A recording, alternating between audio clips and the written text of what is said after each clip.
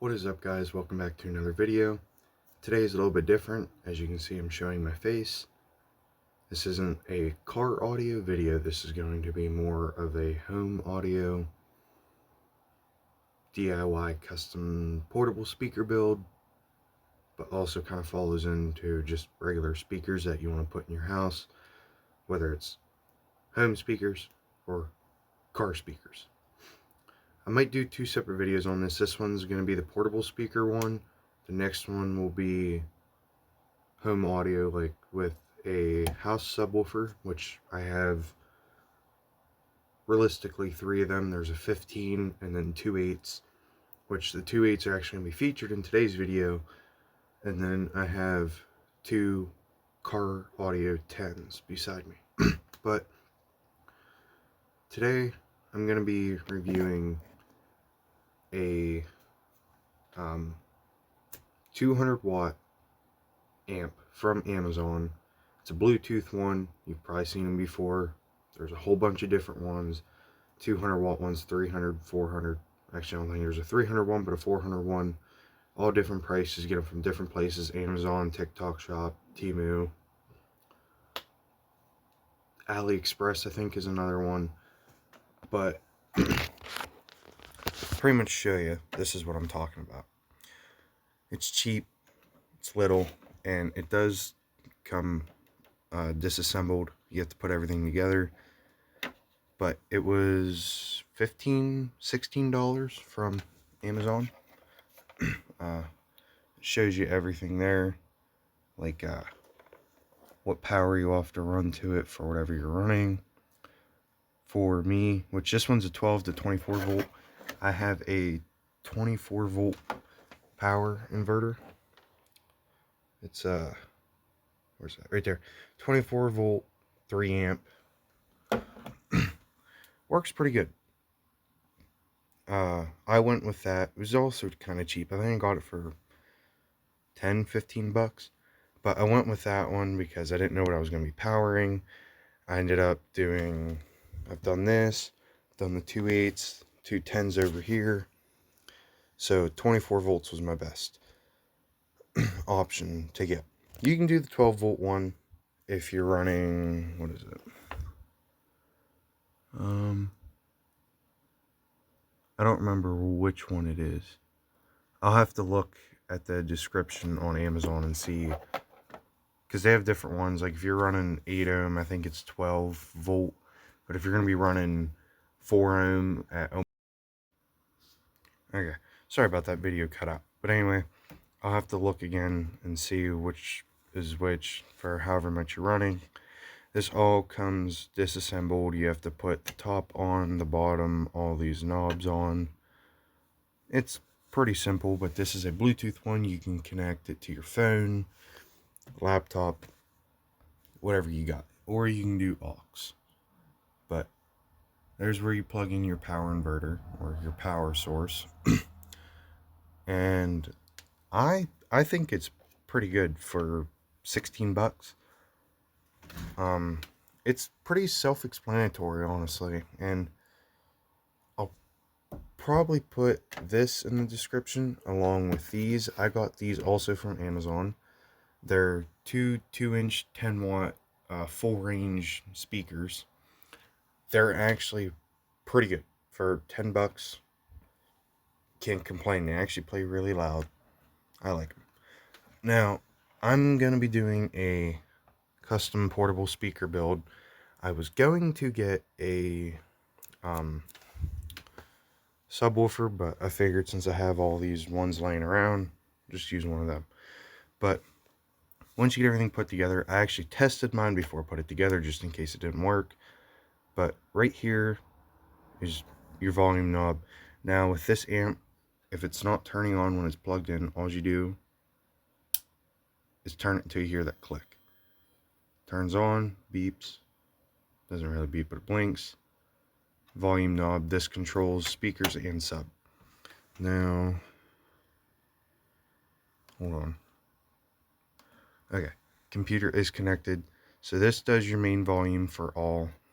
And as you can see here, for your main speakers, you have bass, treble, And then for your subwoofer, you have the frequency and the volume.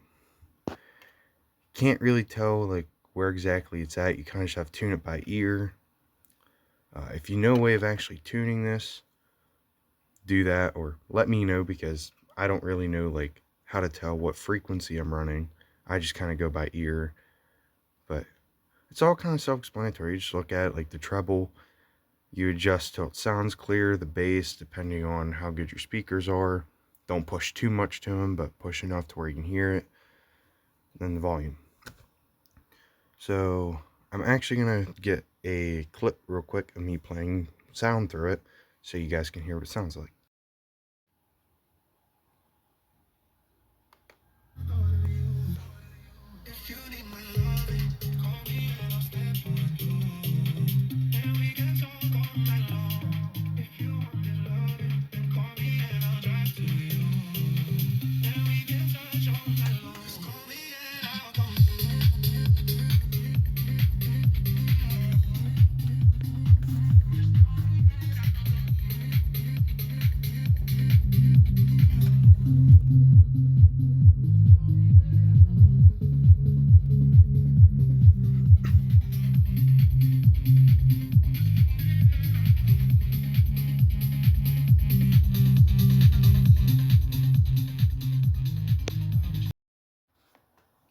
Okay, so in the clip, I don't know how good it's going to sound because I'm recording this all with my phone.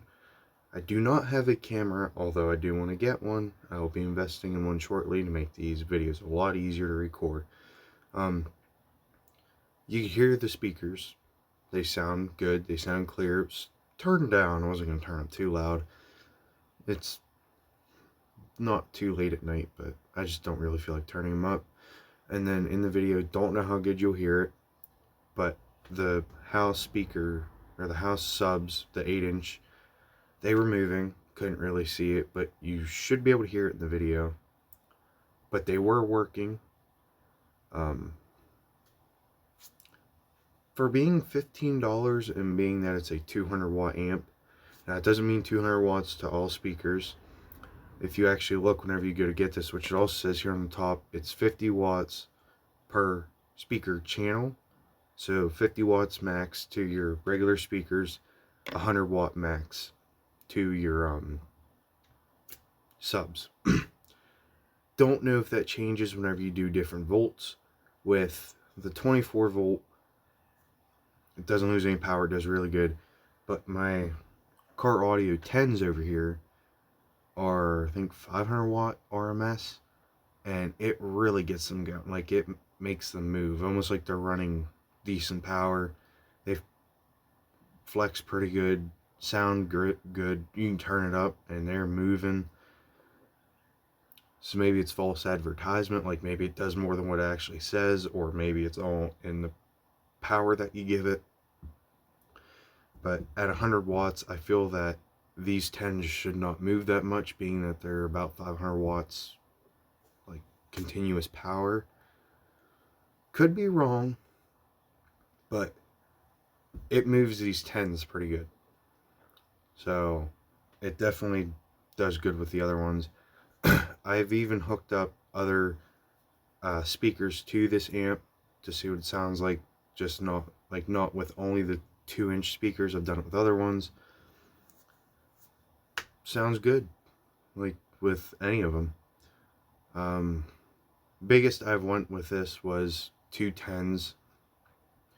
I don't know the ohm load that this can handle. I thought I had my 10s wired down to 2 ohms. Apparently not, whenever I tested it, unless my multimeter is false, like reading false. They're at 4 ohm. They're both 4 ohm, and I have them wired in parallel, but apparently something must be wrong, or it's not getting good connection. They're only 4 ohms. Which, whatever. I haven't gone above 10s.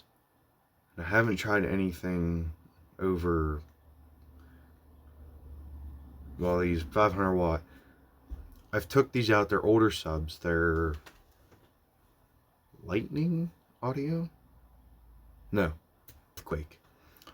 According to what I've seen, the research that I've done, um, the sticker on it, usually whenever they have the sticker, it says like 1,000 watts. That means max. Apparently with this brand, that is their RMS, not their max. From what I saw with these subs when I looked it up, they're 800 watt max, but they're 500 watts RMS. I haven't tried anything above 800. My 12s, they're 800, but they're in my car. I really don't feel like pulling them out and testing it, although I could. But, I mean, if it does that pretty good with the 10s, it should push the 12s a good bit. I like the amp, and honestly, for something this small and compact, perfect for a portable speaker build. You saw the box that my two 2-inch speakers were in. If you just want speakers, not really any bass, perfect. Mount the amp to the box or carry it separate. Run your speaker wires through a custom built box, or if you want to do cardboard. And if you want to actually make it portable, get a 12 volt 24 volt battery pack, or get like a drill battery and find a way to hook it up, and maybe find a way to charge it, keep it charged, because you're probably going to get about maybe an hour max out of it playtime. Still isn't too bad, but it's kind of all in what you want, how you want to do it. You just got to test it and see what works best. For me, I got to build a decent sized box. I'm putting a 8-inch subwoofer in it for my bass, obviously, and then the two 2-inch speakers. Not a very big hole, but it's got to be a decent sized box. And depending on what 8 I do, the one that I'm planning on doing can be in a sealed box, but the other one has to be in a ported box, unfortunately. So, but for $15, I'd say if this is something you want to do, or if you don't want to install a car audio amplifier in your house, it's a good amp. Even if you don't want to get 200 watt one, say you want to do the 400 watt one, they're only about 20-25 bucks. It's the same way. You just get your power inverter, you grab your speakers, speaker wire, put it all together, turn it on, connect your phone to it, start playing music, tune it, there you go.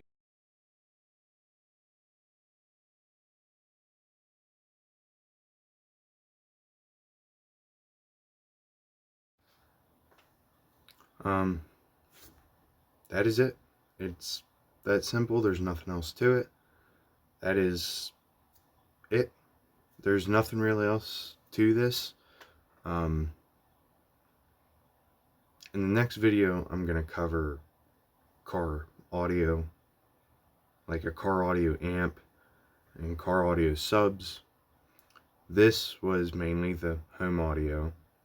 Although this isn't the right way to do it, you should get a sound bar, this and that, whatever, that if that's the real way you want to do, or a home receiver. But if you just want to play music while you're cleaning your room, cleaning your house, doing dishes, whatever, perfect. Works great. If you're trying to do, like, for your TV, like whenever you're watching movies or videos, probably the sound bar.